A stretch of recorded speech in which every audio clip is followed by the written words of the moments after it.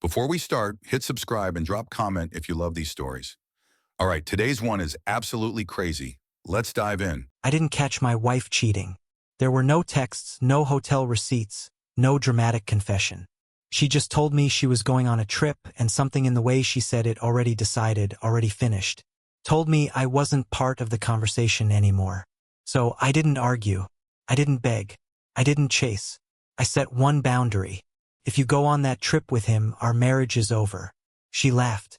When she came back, her key didn't work. And that was only the beginning. The marriage everyone envied.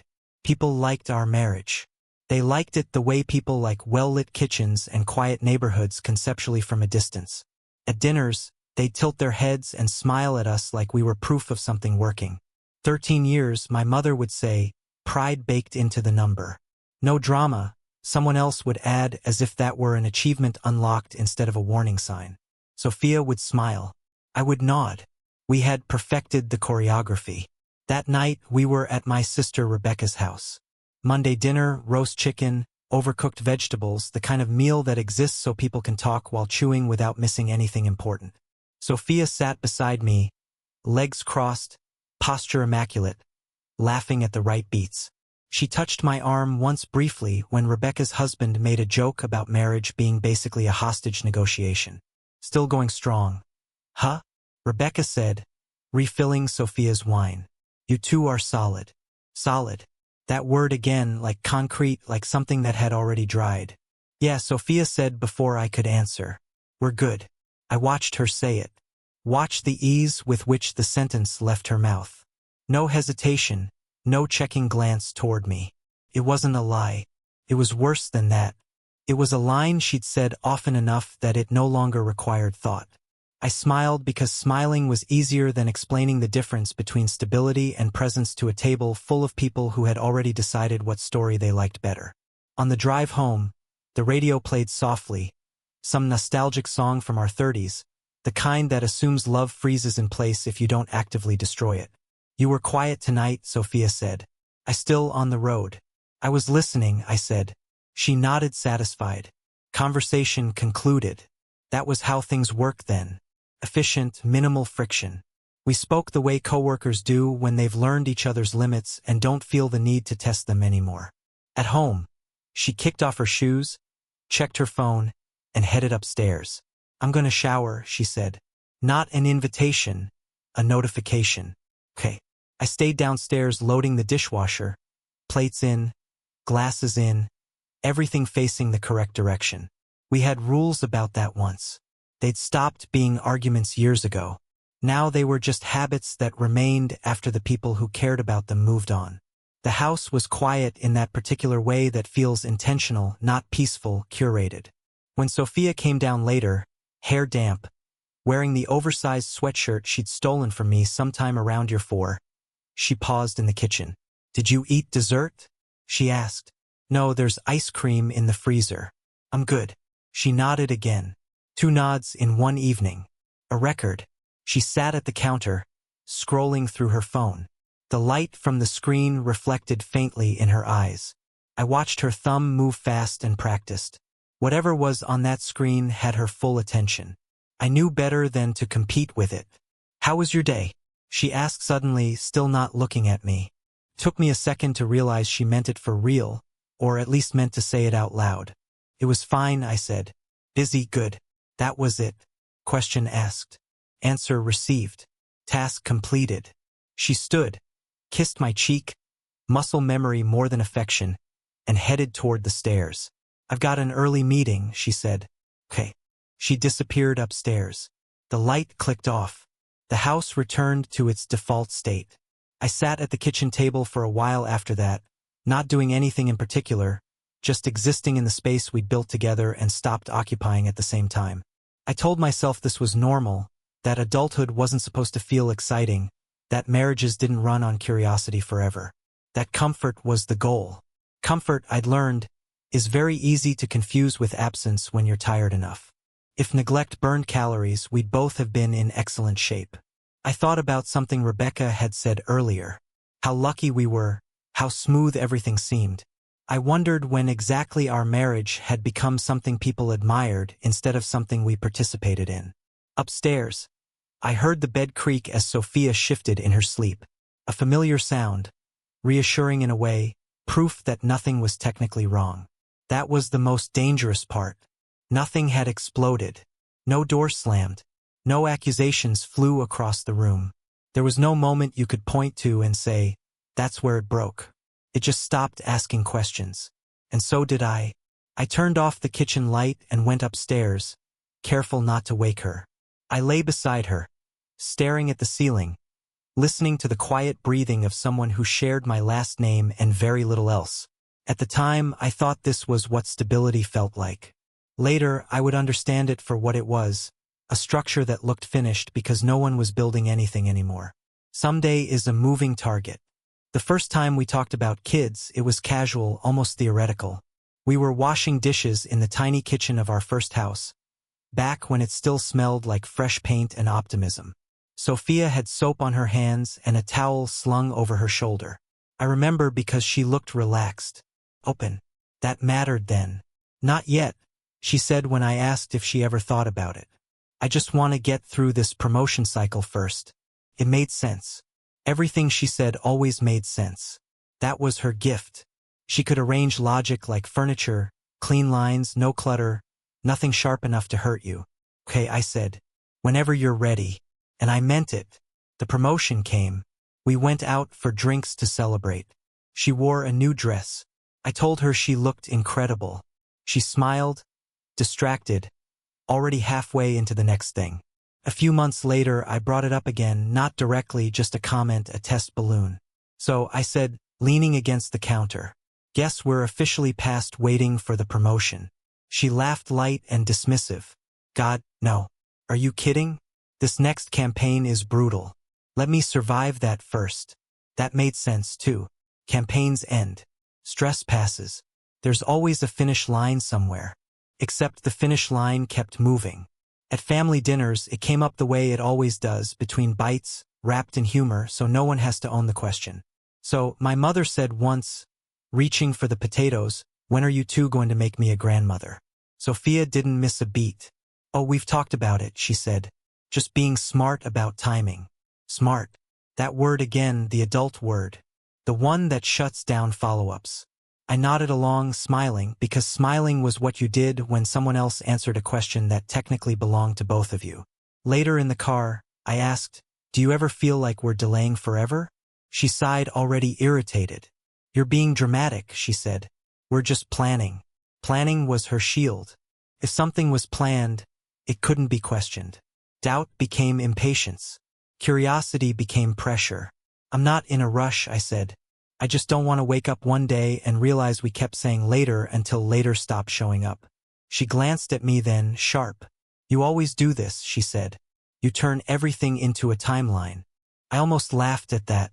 The irony sat there between us, fully formed. I don't think wanting to talk about our future makes me rigid, I said. She shook her head. You don't get it. Some of us think things through instead of rushing into them. Some of us. That was the first time I noticed how often she used that phrase when she meant me. Years passed like that. Each conversation was reasonable in isolation. A promotion, a market shift, a stressful quarter, a big opportunity she couldn't afford to derail. Stacked together, they formed something else entirely. We weren't child-free. We were future-rich, always investing in a version of tomorrow that never quite arrived. At my sister Rebecca's birthday dinner, her youngest spilled juice all over the table. Chaos erupted. Laughter, towels, apologies. Normal life happening loudly. Sophia watched it with a polite smile. Doesn't that ever make you want one? Rebecca asked, nodding toward the mess. Sophia laughed sometimes, but we like our life the way it is. She said, we again. I raised my glass in agreement because contradicting her in public would have been awkward. That's the word people use when they mean honest at an inconvenient time. That night back home, I asked her quietly, do you? She frowned. Do I what? Like our life the way it is. She looked genuinely confused. Of course, don't you? I opened my mouth, then closed it. I think I'm just tired, I said. She accepted that answer immediately. Fatigue was allowed. That was not lying in bed later. I stared at the ceiling and thought about patience. How it's praised like a virtue, but functions more like a currency. You spend it slowly, assuming there's an infinite supply until one day you check the balance and realize you've been overdrafting for years. Sophia slept beside me, peaceful, unbothered, confident in the future she kept neatly postponed. I told myself it was fine, that relationships had seasons, that wanting clarity didn't mean something was wrong. But somewhere between the third delayed conversation and the fifth answered on my behalf family dinner, it dawned on me. This wasn't indecision. It was control dressed up as responsibility. And I was the only one still pretending not to see it. The reappearance of a shortcut. The fundraiser was one of those events designed to feel important without actually accomplishing anything. White walls, abstract art, wine that tasted expensive and forgettable at the same time. Sophia's company logo projected softly onto a corner like it wanted credit for the evening without taking responsibility for it. I hadn't planned on going, Sophia insisted. It'll be good for you, she said, already dressed, already somewhere else mentally. Networking, culture, those words had become interchangeable for her. She disappeared into the crowd almost immediately. I stood near a sculpture that looked like a bent coat hanger and pretended to study it while sipping wine. People laughed too loudly. Business cards changed hands like currency in a country no one actually lived in. Then I saw her face change. Not dramatically. Nothing obvious enough to accuse. Just a shift like someone had adjusted the lighting. She was smiling, but not the polite social smile she used with colleagues. This one reached her eyes. She leaned in slightly, body angled toward the man standing across from her. Her posture loosened, shoulders relaxed. She laughed, real laughter, the kind that escapes before you decide whether it's appropriate. I hadn't heard that sound directed at me in a while. I moved closer, not because I was suspicious, but because curiosity is a reflex you don't lose just because you've learned to suppress it. Marcus, Sophia said when she finally noticed me. This is Derek Patterson. We went to college together. Derek shook my hand. Firm grip, easy confidence, the kind that comes from money that's had time to settle. Good to meet you, he said. Sophia was just telling me about the campaigns she's been running. Impressive stuff. She glowed at that. Actually glowed like praise had reminded her of something she'd misplaced. Derek's in venture capital now, she added as if I needed context for the suit, the watch. The way he stood like rooms naturally made space for him. Mostly startups, Derek said. Sustainable fashion, tech-adjacent things. I try to stay out of anything boring. He smiled when he said it. Sophia laughed again. I smiled too. It felt like the appropriate response when someone described your life without naming it. We talked for a few minutes. Nothing inappropriate. No lines crossed. If someone had been filming it, the footage would have passed every test of respectability. That's what made it dangerous. On the drive home, Sophia was animated. Words spilled out of her in a rush. I can't believe it was Derek, she said. I haven't seen him in years. He looks exactly the same. Actually better. People with money usually do, I said. She didn't hear that. He had such interesting takes on the market, she went on. The way brands are shifting toward authenticity. It's fascinating. Sounds riveting. She glanced at me. You don't have to be sarcastic. I wasn't, I said. I just don't know him. You'd like him, she said too quickly. That night, she checked her phone twice before bed. Then once more after the lights were off. The next morning, Derek appeared again. Derek sent me an article, she said over coffee, about consumer behavior. Does Derek work for you now? I asked. She rolled her eyes. God, no. He's just insightful. Insightful? Another adult word. Another shield. Over the next week, Derek became a recurring character in our conversations. Derek recommended a restaurant. Derek had thoughts on a campaign strategy. Derek invested in something Sophia found really exciting. He arrived everywhere indirectly through her mouth, through her phone, through the new energy. She carried like caffeine. I didn't accuse. Accusations require certainty. I didn't have that yet, so I observed. I noticed how she straightened when his name came up, How her phone buzzed and she smiled before she read the message. How she started dressing with more intention on days she claimed were meeting heavy. One night while she was in the shower, I sat on the edge of the bed and opened my laptop. I typed his name into the search bar. Derek Patterson, venture capital, divorced, no kids, a penthouse apartment in Seattle, photos of boats, photos of wine, photos that suggested freedom without responsibility and success without compromise. Successful men who were always single had a look. Derek wore it well. I closed the laptop before the shower ended. I wasn't looking for proof, just context. Weeks passed. Nothing exploded. Nothing needed to. That was the point. Emotional affairs don't announce themselves. They don't kick down doors. They relocate quietly, moving intimacy from one place to another like furniture during the night. One evening, Sophia laughed at her phone while standing in the kitchen. Not a polite laugh. A full unguarded one. "What's funny?" I asked. "Oh, nothing," she said, locking the screen. "Just something Derek said." Of course it was. I nodded because nodding was easier than asking what it felt like to be funny to someone else again. Later, lying in bed, I stared at the ceiling and thought about shortcuts. How they promise efficiency but always come with hidden costs. How they appeal most when the long road starts feeling tedious. Derek hadn't appeared out of nowhere. He'd appeared exactly when Sophia was bored enough to notice him, and I had a feeling this was only the beginning. Not because of anything he'd done, but because of what she was already willing to receive. When effort returns. But not for you. The effort came back quietly. Not all at once. Not dramatically. Just enough to make me question my memory. Sophia started waking up before the alarm. First, I thought it was stress. Work did that to her sometimes. Restless mornings, early emails, the soft glow of her phone lighting the bedroom before sunrise.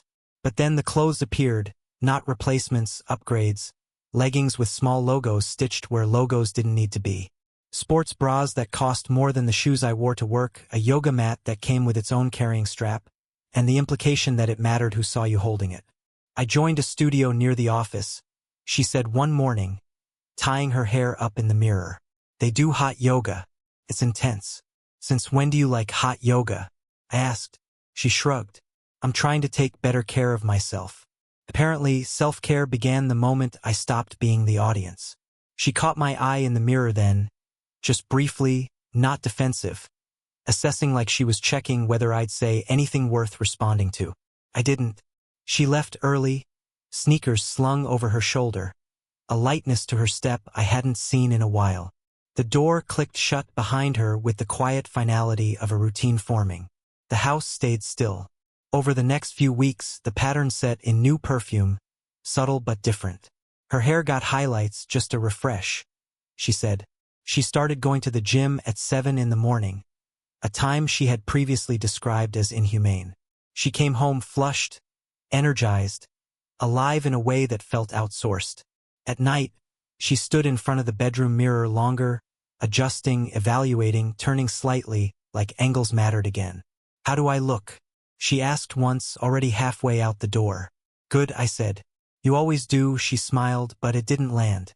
Compliments had become background noise. Accepted. Unremarkable. In the mirror, I saw us together, her sharp, deliberate, refining herself like a project with a deadline. Me unchanged, still wearing the same version of myself she'd grown accustomed to. It was strange realizing effort hadn't vanished from our marriage. It had simply changed addresses. One evening, she came home carrying a glossy bag from a boutique I didn't recognize. "New clothes?" I asked. She hesitated just long enough for the pause to register, then nodded. "I needed something more versatile." "For what?" She sighed. "Why does everything have to be an interrogation with you?" That was new. Questions now came with penalties. "I was just asking," I said.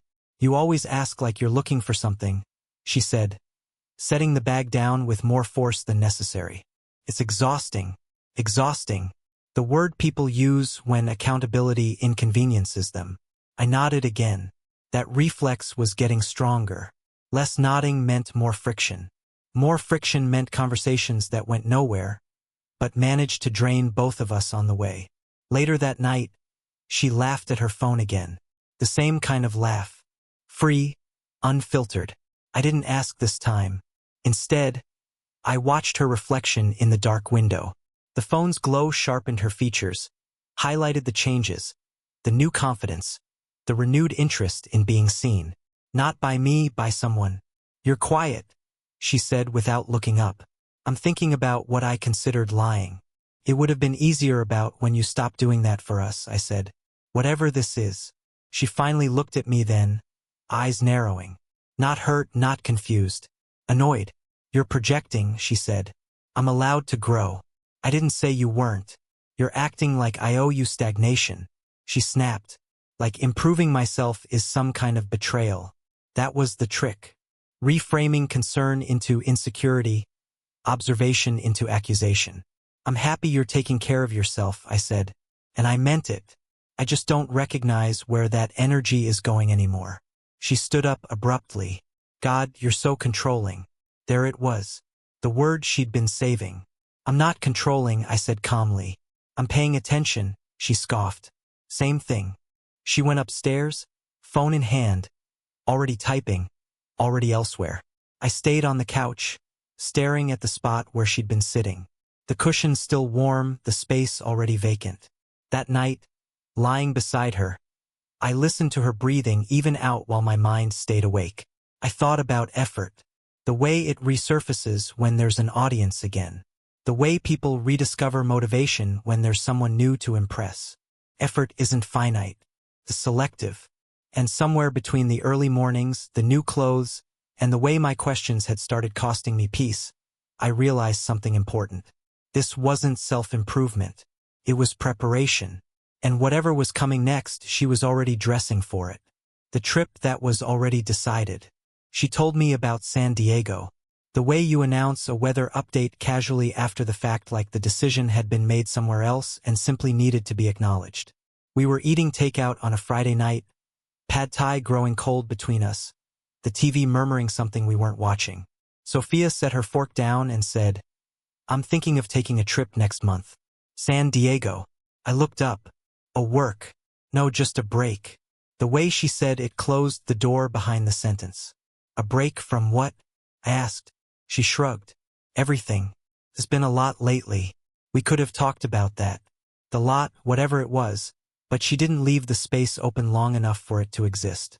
When were you thinking? I asked. Mid-April. I already requested the time off. Already? That word again. The one that makes your opinion feel decorative. Who are you going with? She took a sip of water, eyes drifting somewhere just past me. Some friends.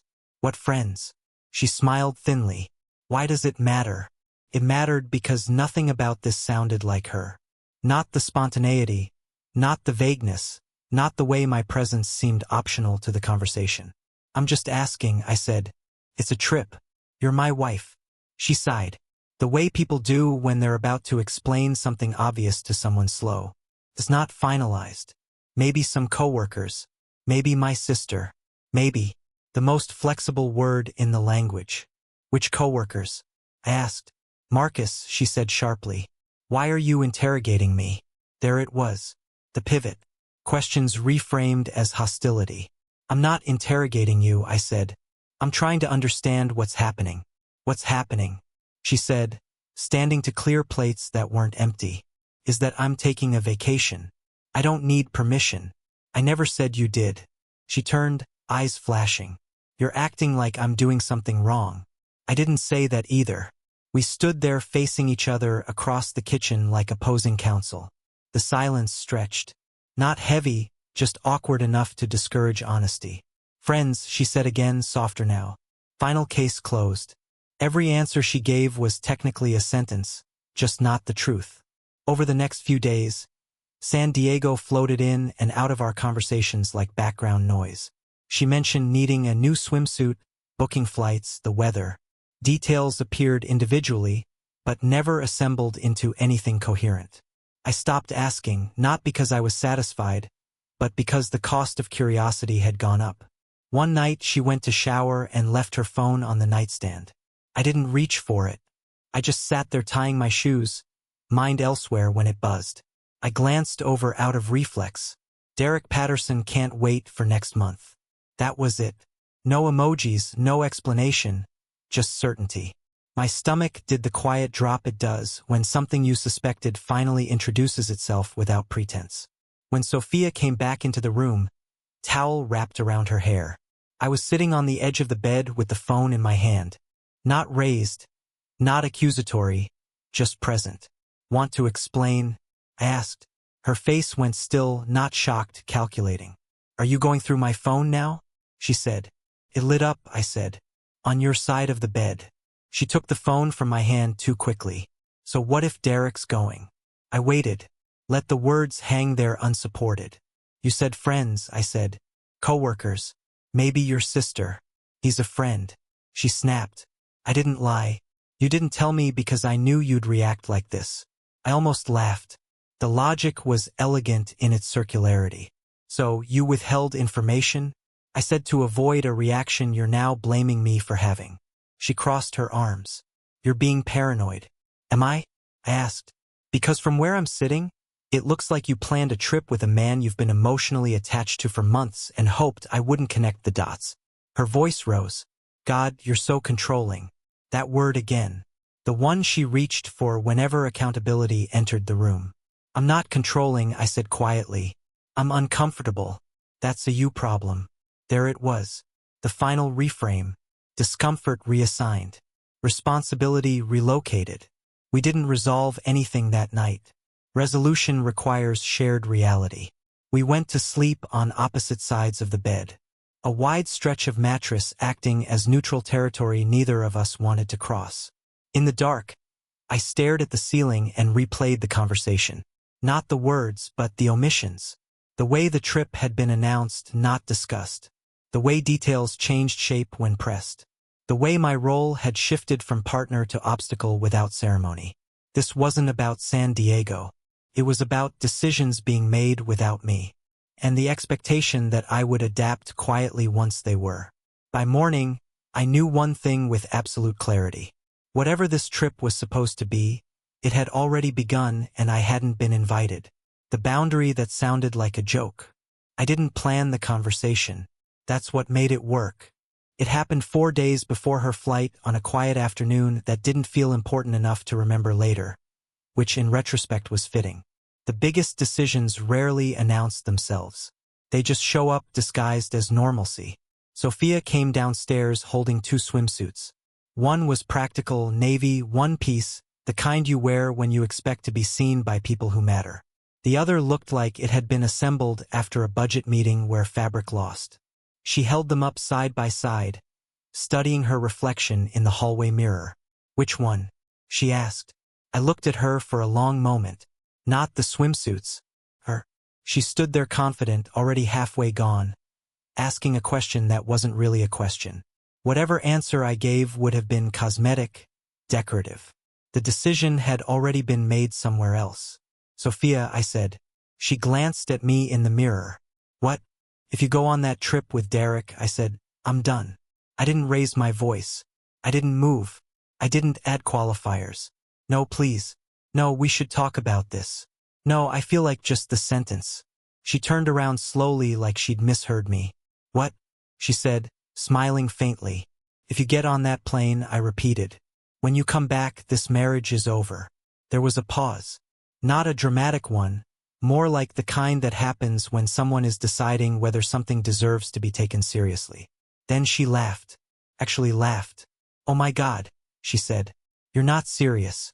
I am. She shook her head, still smiling like I just tried out a new personality and it didn't quite fit. You're going to divorce me over a vacation? I'm going to divorce you because you've been emotionally involved with another man for months, I said. And now you're planning to make it physical. I'm just giving you a choice about whether you want to end this honestly or pretend it was an accident. Her smile disappeared. You're being dramatic, she said, and controlling. There it was. The word she used whenever boundaries entered the room. I'm not controlling you, I said. I'm informing you, she scoffed. You don't get to tell me where I can and can't go. I'm not, I said. You can go anywhere you want. I'm telling you what I'll do if you go. She stared at me, trying to locate the crack in my voice. The plea, the panic, something familiar enough to dismiss. She didn't find it. "This is insane," she said. "You're throwing away 13 years because you're insecure." I nodded once. "If that's the story you need, you can keep it." She crossed her arms. "You don't make ultimatums." "Correct," I said. "This isn't an ultimatum. It's a boundary." She rolled her eyes. "Same thing. It wasn't." But I didn't bother explaining. People who benefit from confusion rarely appreciate clarity. She grabbed her phone off the counter. "I'm not canceling my trip. I'm not apologizing for having friends. And I'm not shrinking my life because you're uncomfortable. I'm not asking you to," I said. "I'm asking you to decide." "I already have," she snapped. "Then so have I." She stood there for another second, studying me like I'd suddenly started speaking a language she didn't recognize. "You'll get over it," she said finally. "You always do." And there it was. The quiet assumption everything rested on. Years of predictability had taught her I bent, that I processed, that I adapted, that my discomfort expired faster than her desires. She thought boundaries were suggestions with worse branding. She turned and went upstairs, leaving the swimsuits on the couch like discarded props. A few minutes later, I heard drawers opening, zippers, the sound of things being packed with confidence. That night, she slept without saying a word to me. Or maybe she did say something. I don't remember. What I remember is the feeling, an odd, unfamiliar lightness, like a decision had finally been made by someone other than her. The next morning, she left early, didn't kiss me goodbye, didn't announce where she was going, just the door closing softly behind her, as if nothing of consequence had occurred. The night before her flight, she came home briefly to grab her suitcase. "I'm going," she said, standing in the doorway. "I know. When I get back," she added, "we're going to talk about how you need therapy for your trust issues." I looked at her then, really looked at her, at the certainty, the dismissal, the complete faith that I was bluffing. "Have a nice trip," I said. She paused, waiting for something else. Nothing came. She left. I sat on the couch for exactly 4 minutes after the door closed. I counted them. Then I picked up my phone and made the call I'd already rehearsed in my head. She thought I'd given her a joke. What I'd actually given her was time. What she didn't know was that I'd already spoken to a lawyer weeks earlier. Not to threaten her, not to scare her, just to understand what options looked like if she ever chose not to come back. And she used it exactly the way she always had, to choose herself and assume I'd still be there when she was done. She was wrong. Preparation is not revenge. I didn't drink. I didn't pace. I didn't do any of the things people expect when a marriage cracks open. I went to my office. It was 3 in the morning. The house was silent in that deep late-hour way that feels less like peace and more like vacancy. Sophia was asleep upstairs, or at least present in the bedroom. I hadn't checked. I didn't need to. I turned on the desk lamp and opened the bottom drawer of the filing cabinet, the one we both agreed was important stuff, and then mutually ignored for years. Inside were the documents no one reads when they're convinced they won't need them. The prenup was on top. It was thinner than people imagine those things to be. No melodrama, no traps, just clean language and a lot of margins. I remembered the day we signed it. How Sophia had rolled her eyes and said, "You and your lawyer friends." She hadn't read past the title. She trusted me, or more accurately, she trusted the version of me who never enforced consequences. I flipped through it slowly. Separate property remained separate. Inheritances were excluded. Investments funded by non-marital assets retained sole ownership. Dry sentences, effective ones. Nothing kills romance like reading contracts at 4 in the morning. I leaned back in the chair and stared at the ceiling. There was no adrenaline, no sense of victory, just confirmation. The property trust came next. We bought the rental house 9 years earlier. Sophia had been excited then, talked about building something, about being smart with money. The enthusiasm had lasted exactly through closing. When I refinanced and paid it off using my grandmother's inheritance, Sophia hadn't even looked up from her phone. She trusted me to handle anything with paperwork. Finances bored her and she proudly outsourced them years ago. "Whatever you think is best." She'd said that phrase showed up again and again in our marriage. It was never permission. It was abdication. The trust documents were meticulous. Dates, signatures, notarization, all the things that matter when feelings stop counting. I checked the deed, my name alone, the trust named clearly. Legal groundwork doesn't feel dramatic. It feels boring, like insurance, like the kind of thing you only appreciate after something breaks. I wasn't angry reading it. That surprised me. Anger is loud. Preparation is quiet. I thought about the way Sophia had laughed when I set the boundary. About how confident she'd been that I would fold. About how little attention she'd ever paid to the infrastructure holding our life together. I wasn't doing this to punish her. I was doing this because the marriage she believed we had no longer existed and hadn't for some time. The paperwork didn't create the end. It just documented it. I closed the folder and opened another. Bank statements, account lists, utilities, subscriptions, a map of shared access I'd never needed to examine before because trust had done the work for me. Trust had retired. By the time the sun started to bleed through the blinds, I had a plan. Not a dramatic one. Not a scorched earth fantasy. A clean one. Change locks, transfer utilities, separate accounts, remove access where access was no longer appropriate. Boundaries don't work unless they're enforced structurally. Upstairs, I heard movement. Sophia shifting in bed. Maybe waking up. Maybe dreaming about the beach. I shut off the lamp and sat in the dark for a moment longer, letting the silence settle. This wasn't impulsive. This wasn't revenge. This was what happens when you stop hoping someone will come back and start accepting that they already left. I put the documents back in the drawer and locked it. When I finally went upstairs, Sophia was awake, scrolling through her phone. She glanced at me, then back at the screen. "Did you sleep?" she asked. A little, she nodded, uninterested. "I need to leave early." "Okay." She got out of bed and started getting dressed. Efficient, focused, preparing for a trip that no longer included me in any meaningful way. I watched her for a moment, then turned away. The house felt different already, not empty, reclaimed. Some people mistake preparation for cruelty because they've never been on the other side of consequence. I knew better. I wasn't planning to hurt her. I was planning to survive her choices. And for the first time in months, I felt ready. San Diego posts. Permanent consequences. The first photo went up before I finished my coffee. I didn't follow Sophia anymore. Not officially. That had been a quiet decision made sometime after the word controlling became her favorite accusation. But the internet has a way of delivering things to you whether you ask for them or not. A notification popped up from a mutual friend. I didn't even open the app right away. I already knew what it would be. Wednesday water skin. I tapped it anyway. There she was, leaning against the edge of a pool, wearing a bikini that could have doubled as a statement. The caption was something about finally living. No punctuation, no context, just implication. Derek stood a few feet behind her in the frame, shirtless, sunglasses on, casual in the way men get when they believe they're part of the scenery rather than the subject.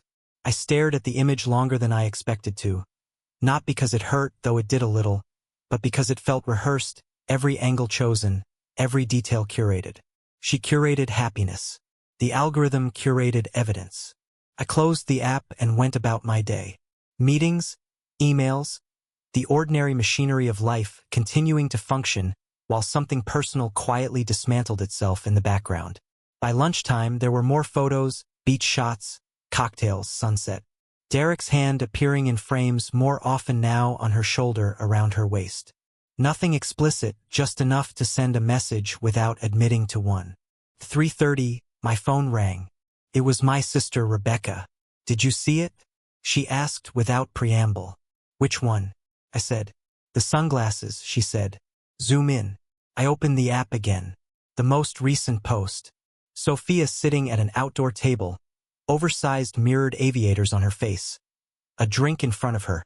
The ocean behind her. The illusion of leisure perfected. I zoomed in. At first, it was just distortion. Light and color warped by curved lenses, then shapes sharpened. A table, candles, 2 wine glasses, and a hand. Not Derek's. I knew because I'd noticed Derek's watch before. Bulky, modern. A cracked corner he never bothered to replace. This was different. Classic silver-face leather band. A man who wanted his wealth to whisper, not announce itself. The hand rested over hers. Rebecca exhaled sharply on the other end of the line. "That's not an accident," she said. "No," I replied. "It's not." I didn't feel anger. I felt confirmation, the quiet click of something locking into place. "She's not even being careful," Rebecca said. "People are going to notice. They already have." She was silent for a moment. "I'm sorry." "Don't be," I said. And I meant it. "She's doing the work for me." After we hung up, I took screenshots. Not dramatically, not obsessively, just methodically. Date stamps, usernames, the kind of details that matter later when memory becomes unreliable and stories start to shift. I sent the images to my lawyer with a single message for the file. He responded a few minutes later. "Received. This helps." That was it. No judgment, no commentary, just acknowledgement. The posts kept coming over the next few days. Sophia smiling, Sophia laughing. Sophia performing a version of herself that didn't include consequences. Friends liked the photos, coworkers commented.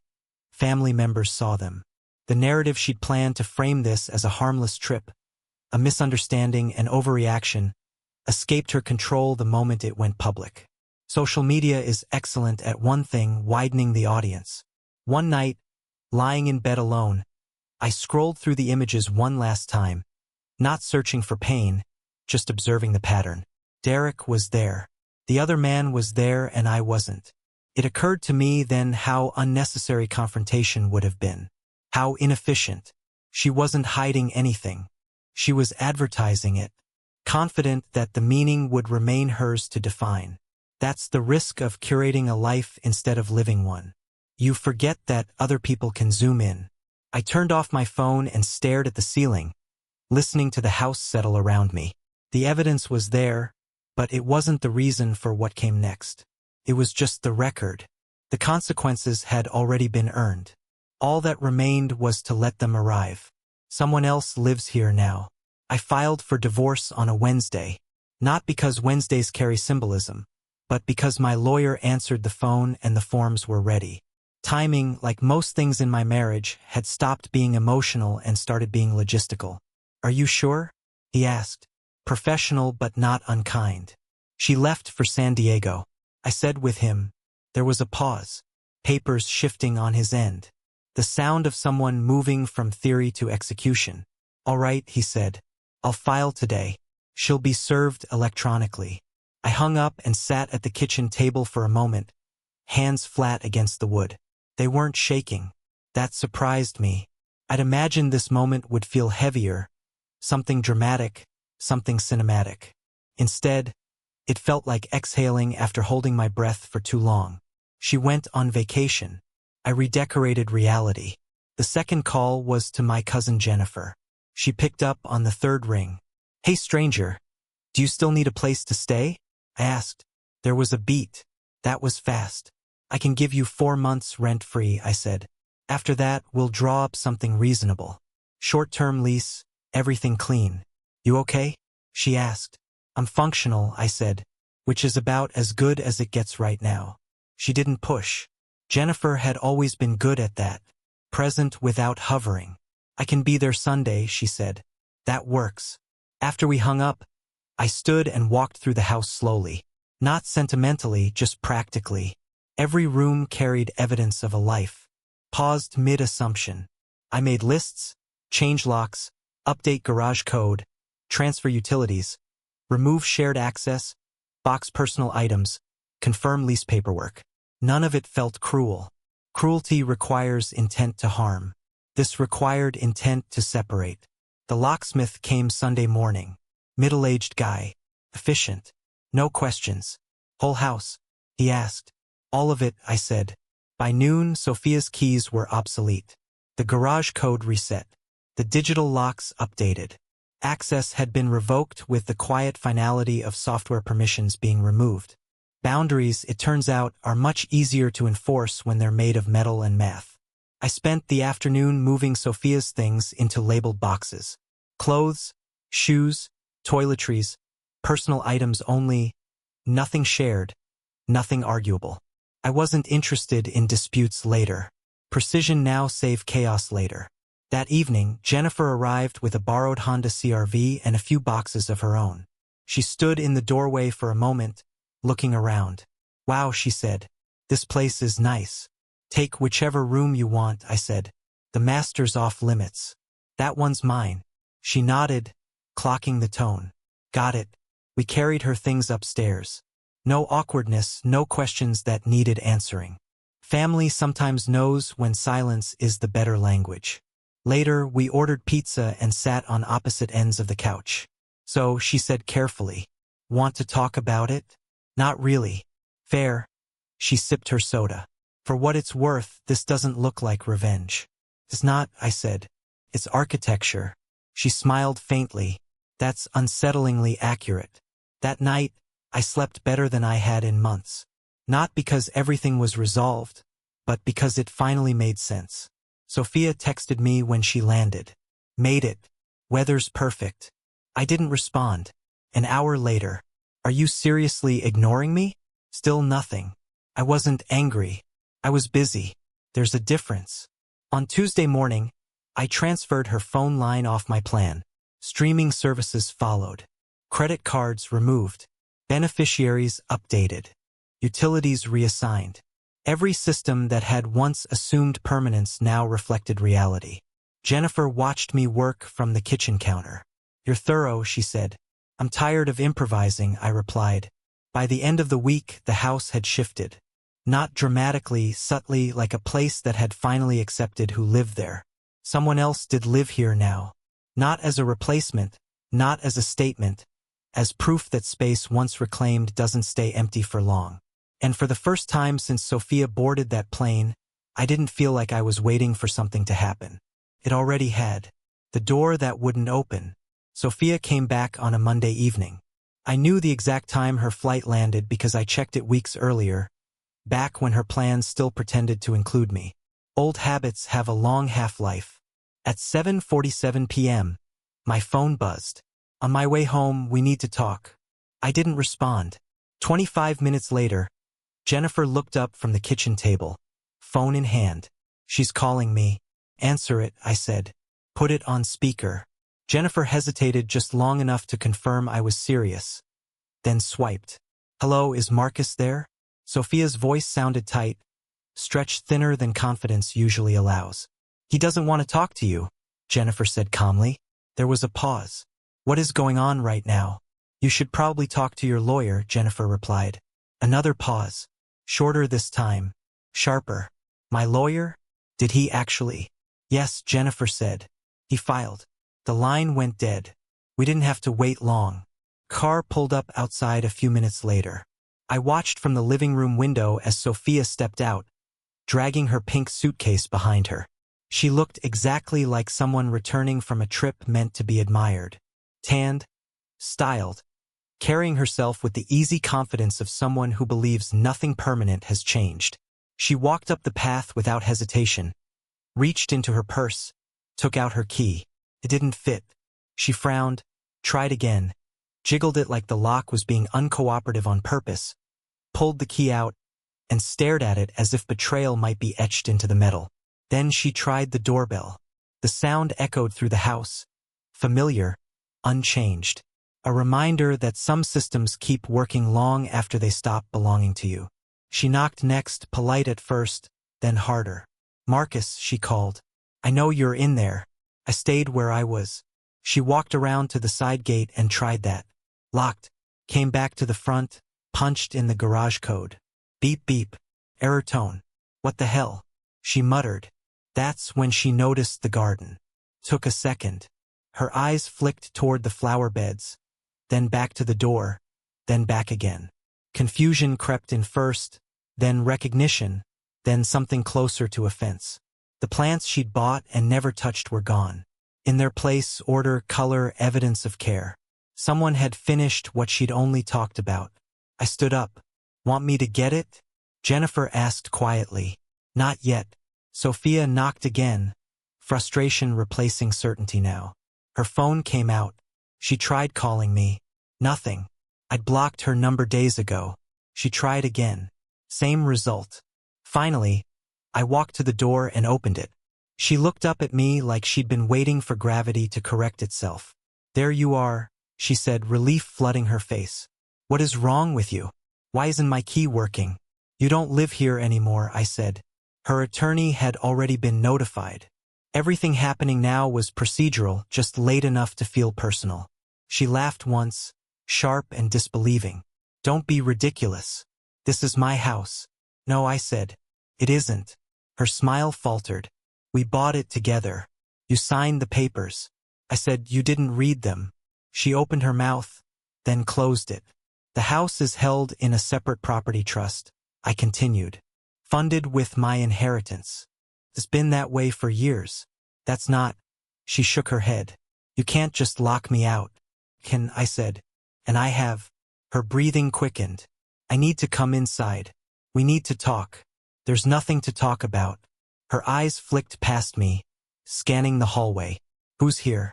Right on cue, Jennifer appeared behind me, wiping her hands on a dish towel. "Hey," she said pleasantly. Sophia's face drained of color, then flooded back in red. "Are you kidding me?" "My cousin is renting the house," I said. "She has a lease." "You moved another woman into our home," Sophia said, voice rising. "Our home stopped being ours when you got on that plane," I replied. Silence settled between us. Not dramatic, just heavy enough to make the truth unavoidable. "I made a mistake," she said. Finally, her voice cracked. "We can fix this." "You didn't make a mistake," I said. "You made a series of choices." She reached for my arm. I stepped back. "Please," she said. "I didn't think you'd actually do this. I told you exactly what would happen."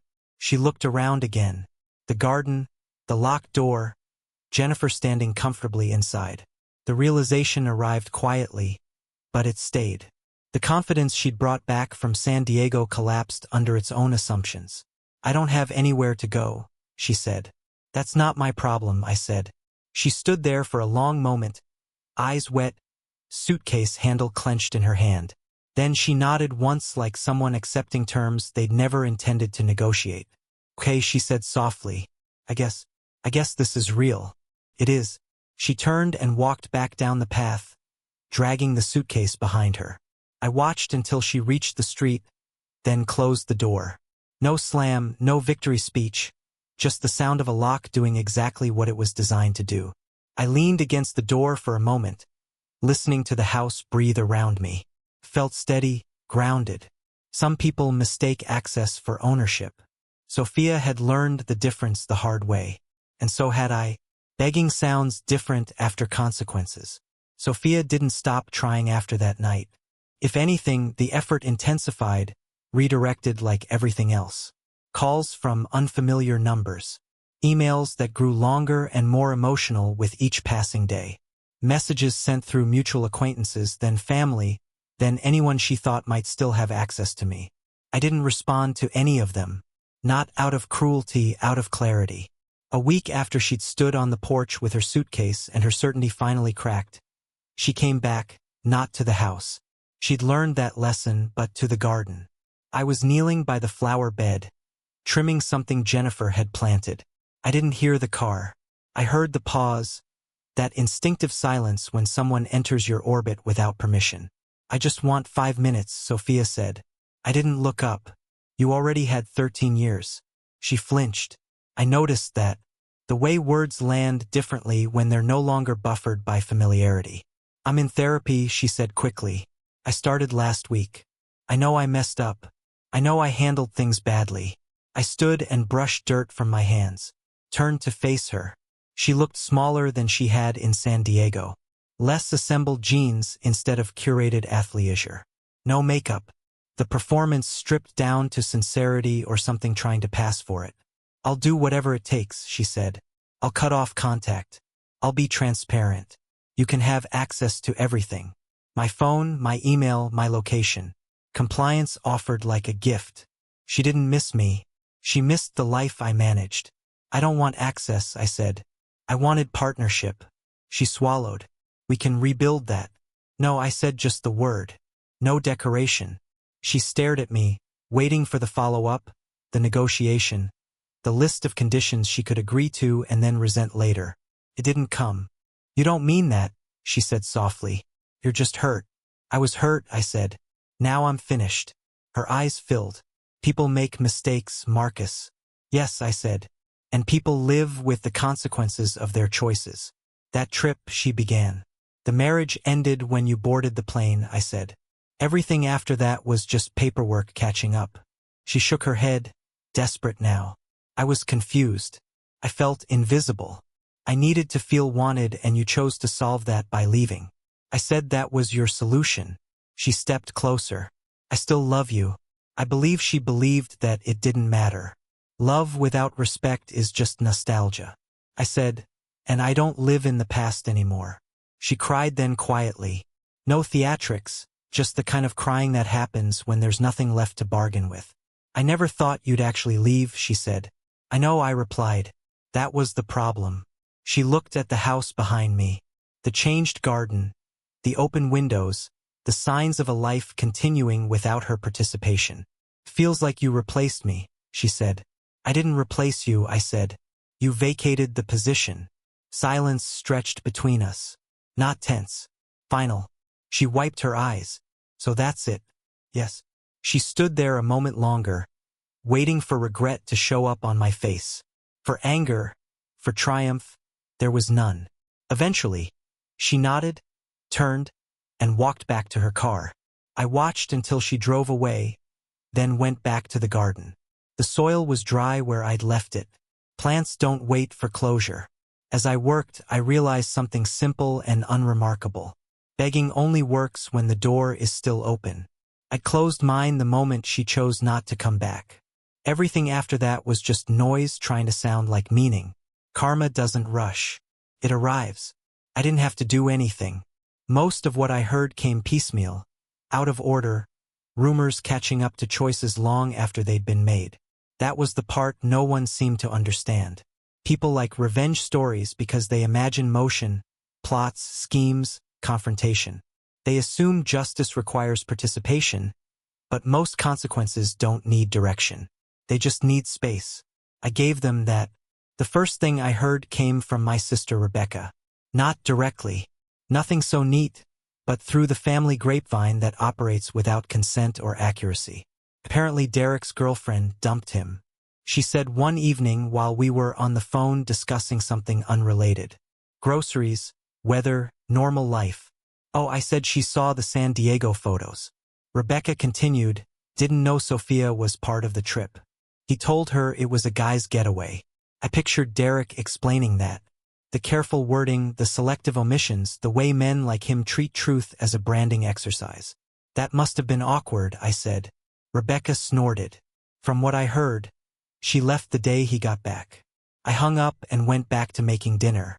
Derek's downfall wasn't dramatic. No public apology. No social media statement.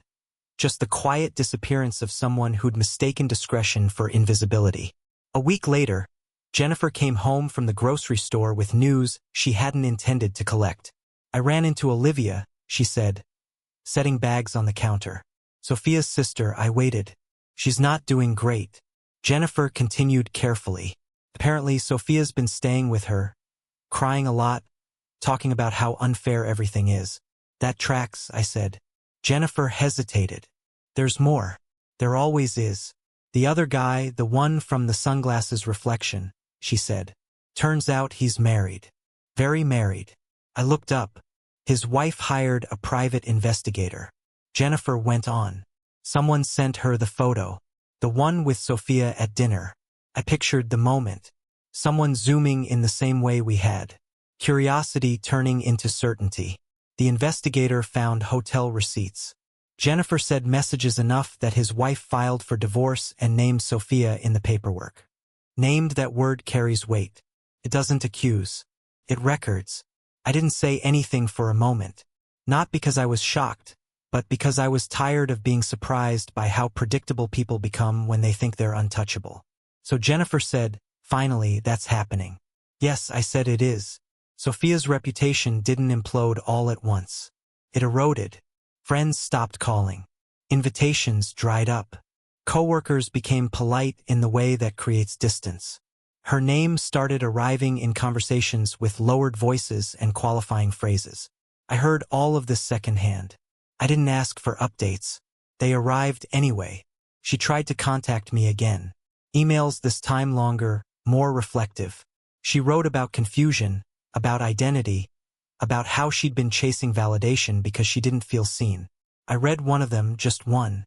It was eloquent, thoughtful, carefully structured to sound like growth. What it didn't contain was accountability. She was still the main character in every paragraph. I deleted it. Derek faded from the story after that. I heard he blamed Sophia for making things complicated. That sounded like him.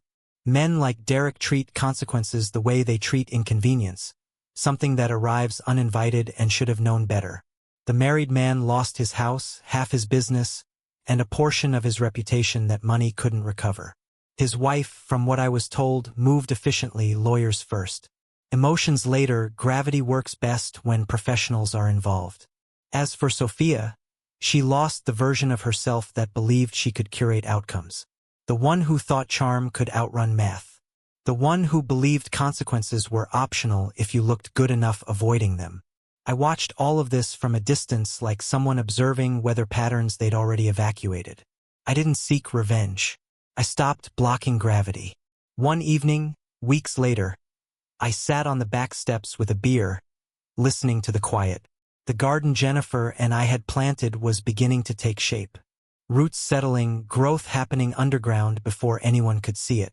That felt right. People assume karma is theatrical, that it announces itself with flair. In my experience, it's administrative paperwork, witnesses, time, and it doesn't care who you blame. It just arrives right on schedule.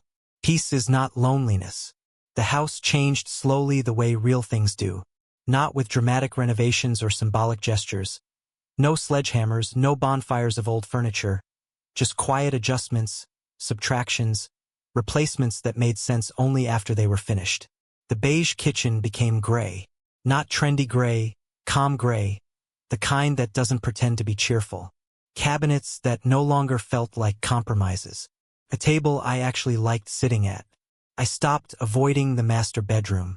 For a while, it had felt like a museum exhibit dedicated to assumptions. Carefully arranged, untouched, heavy with the memory of decisions that had been made without my input. I stripped it down one Saturday morning. New sheets, new lamp, different placement of the bed. It didn't feel like reclaiming territory. It felt like accuracy. The garden came along nicely. Jennifer had an eye for things that work together without competing. We spent weekends outside, hands in the dirt, talking about nothing important and everything grounding. "Looks good," she said one afternoon, stepping back to admire the flowers. "It's growing," I said. "So are you," she replied, then immediately regretted how that sounded. "I mean, not like that. You know what I mean?" I did. People mistake quiet for emptiness because chaos is louder. It announces itself, demands attention. Peace doesn't ask to be noticed. Peace felt boring until I realized chaos was just loud. My relationships stabilized in ways I hadn't expected. My sister called more, not to update me on Sophia, but to talk about her kids, her job, the ordinary details of life that had previously been background noise. My mother stopped worrying out loud. That was how I knew she'd accepted it. "You seem settled," she said one evening over dinner. "I am. That's good," she replied. Then added, "I always thought your marriage looked exhausting." I laughed. So did she. The kind of laughter that arrives late but still counts. Jennifer eventually moved out into a place of her own. We hugged in the driveway like people who'd shared a strange but necessary chapter. "You did the right thing," she said. "I know," I replied. I didn't say it defensively. I didn't need to. Work felt lighter, too. Not easier, just clearer. Without the background hum of unresolved tension, decisions took less energy. Conversations ended when they were supposed to.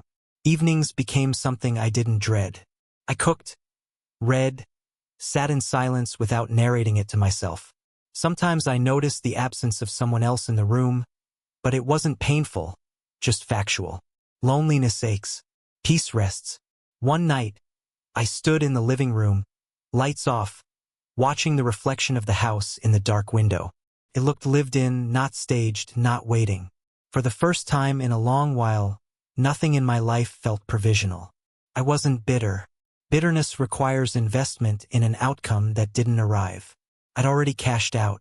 What I felt was lighter, quieter, like someone who had finally stopped arguing with gravity and learned how to stand.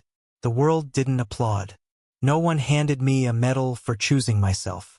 Life simply continued, less dramatic, more honest, and that was enough. Because peace, I learned, doesn't fill space. It removes what never belonged there in the first place. The final choice. Sophia waited until she thought I was done. That was her last miscalculation. Not malicious, just consistent. She had always believed endurance meant exhaustion. That if she lingered long enough, I'd circle back out of habit. She called on a Thursday afternoon. An unknown number. I answered because the day was quiet and I had nothing to lose by confirming what I already knew. Marcus. She said. My name sounded careful in her mouth. It's me. I know. A pause. Not awkward. Strategic. I won't take long, she said. I needed to ask you something. Go ahead. I've been doing the work, she said. Therapy, reflection. I finally understand what I was running from. I pictured her saying this in a mirror somewhere. Practiced, measured the way she'd always approached self-awareness, like a presentation. That's good, I said. And I meant it. I know I hurt you, she continued. I know I broke your trust, but I also know what we had was real, and I don't want it to end like this. I didn't interrupt. Not out of politeness, out of respect for the process. People deserve to finish the arguments they've rehearsed. I'm not asking for everything, she said. Just a chance, a conversation, coffee, something small. There it was, the downsized request, the soft reboot. I looked out the window at the garden. The plants had taken leaves steady in the afternoon light. Nothing straining to prove itself. No, I said. She inhaled sharply. You didn't even think about it. I did, I replied. For months. You just weren't in the room when I was doing it. Silence. Real silence this time. No framing, no pivot. I don't understand how you can be so calm, she said finally. I'm calm because the decision's already been made. I said, I'm just communicating it now. Her voice wavered. So that's it. 13 years and you're just done. I was done the day you left. I said, this is just me honoring that. She tried one last angle. What if I hadn't gone? I considered that question for exactly as long as it deserved. You did, I said. Another pause. Longer, heavier. I never thought you'd actually choose yourself, she said. I smiled at that. Not cruelly, just knowingly. I didn't either, I said. Until I did. She exhaled. Something between a laugh and a sob. I guess I deserve that. This isn't about what you deserve, I said. It's about what I'm willing to live with. The line went quiet. Not disconnected. Just empty. I wish you'd fought harder, she said softly. I fought by telling you the truth, I replied. You just didn't like the terms. She didn't argue. There was nothing left to argue with. All right, she said. I won't call again. I think that's best. She hesitated. I really did love you. I know, I said. It just wasn't enough. The call ended without ceremony. I set the phone down and sat there for a moment, letting the stillness settle. No rush of victory. No wave of regret. Just the quiet confirmation that comes when a decision aligns with reality. Some choices close doors, others close loops. I stood, went outside, and checked the garden one last time before dusk. The air smelled like earth and something new beginning. She chose a trip. I chose myself.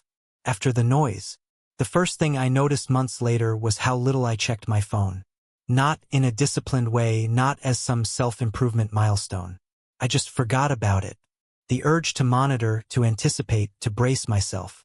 Gone. Peace doesn't announce itself. It sneaks in while you're doing something ordinary and stays because nothing forces it to leave. That morning I was making coffee when my sister Rebecca came by. No warning, no agenda, just family dropping in the way they only do once they're no longer worried about you. You look annoyingly normal, she said, taking the mug I handed her. I've been practicing, I replied. She sat at the kitchen table, glancing around like someone revisiting a place that used to feel tense and now didn't. The house had settled. It no longer felt like it was holding its breath. We talked about nothing for a while. Her kids, work, the weather, the unimportant details that only feel safe once the important ones stop hurting. Then she said casually, like she was commenting on traffic. "So weird thing. I waited. Derek Patterson ended up in the ER last week. I didn't look at her. I stirred my coffee. Broken nose." She continued, "Some bar in Portland. Apparently he said the wrong thing to the wrong person. Unfortunate," I said. She watched me over the rim of her mug. "He told people it came out of nowhere," she added, which is usually how consequences feel to men like him. I smiled at that. Not broadly, just enough to acknowledge the accuracy. Rebecca set her mug down. "I have to ask. You don't?" I said gently. She studied my face for a moment, then shook her head. "No, you're right. I don't." And that was it. No follow-up, no accusation, no clarification. She accepted the smile the way you accept weather. Something that happens without asking permission. We moved on. Later that afternoon, after she left, I went outside and sat on the steps, watching the garden grow into itself. The plants were thriving in a way that didn't require supervision. Roots had taken. Systems were working. That felt familiar. I thought about Derek, not with satisfaction, not with anger, mostly with distance. The kind you get once someone stops being relevant enough to occupy narrative space. I hadn't touched him. I hadn't needed to. Some people spend their lives mistaking access for immunity. Eventually, someone corrects that misunderstanding. It doesn't have to be you. The sun dipped lower. The house behind me stayed quiet, not empty, just complete. I realized then that the most lasting outcome of everything that happened wasn't freedom or vindication or even peace. It was proportion. Everything was the size it was supposed to be. Again, Sophia no longer loomed. Derek no longer mattered. The past no longer demanded commentary. I stood, went inside and locked the door, not because I was afraid, but because that's what doors are for. She chose a trip. I chose myself. And for the first time, that choice didn't echo. It simply existed exactly where it belonged. That's Marcus's story. A man who set a boundary and actually enforced it. So here's the question. If your partner crossed a line you clearly set, would you walk away or work through it? Drop your answer in the comments below. Thanks for watching. Like and subscribe if this resonated with you.